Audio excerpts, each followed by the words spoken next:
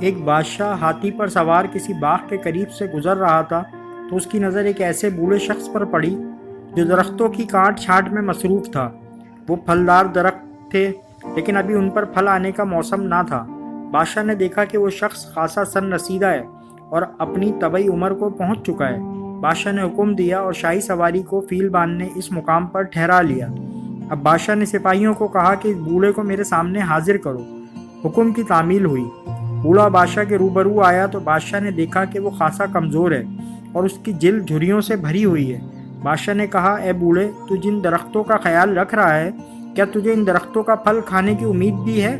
بوڑھے نے کہا، بادشاہ سلامت، ہمارے پہلے لوگوں نے زراعت کی، اپنے جیتے جی اناج پایا اور اسے پکا کر کھایا، پھر باغات کی زمین کو اس قابل بنایا کہ وہ بیج کو اپنے اندر دبا کر اللہ کے حکم سے اس کے بطن سے پودا نکالے جو توانا درخت بنے اور اس کی شاخیں پھلوں سے بھر جائیں۔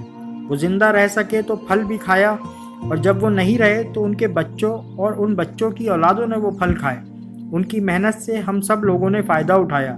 آپ نے ٹھیک اندازہ لگایا ہے حضور، لیکن اب میں اپنے بعد آنے والوں کے لیے یہ محنت کر رہا ہوں تاکہ وہ نفع حاصل کریں۔ بادشاہ کو اس کی یہ با مذاق اور مفید بات بہت ہی پسند آئی۔ خوش ہو کر بادشاہ نے بوڑھے کو 1000 اشرفیہ انعام کے طور پر دی۔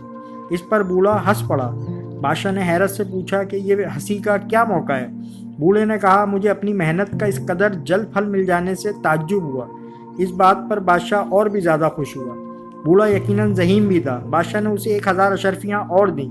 باغبان بوڑھا پھر ہنسا۔ بادشاہ نے پوچھا کہ اب کیوں ہنسے؟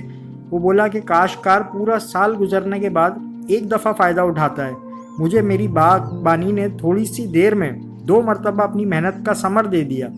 بادشاہ اس جواب سے بہت خوش ہوا اور اس کی تعریف کرتے ہوئے 1000 اشرفیاں مزید دی اور سپاہیوں کو آگے بڑھنے کا حکم دے دیا۔ سبق: زندگی میں کوئی کام صرف اپنے مفاد اور نفع کی غرض سے نہیں کرنا چاہیے، بلکہ نیک نیتی کے ساتھ دوسروں کی بھلائی کے لیے بھی اگر کچھ کریں تو وہ ہمارے دنیا اور آخرت کے لیے بھلائی کا باعث ہے۔ امید کرتے ہیں آپ کو یہ واقعہ پسند آیا ہوگا، تو پلیز چینل کو لائک کریں، سبسکرائب کریں اور کمنٹ کریں۔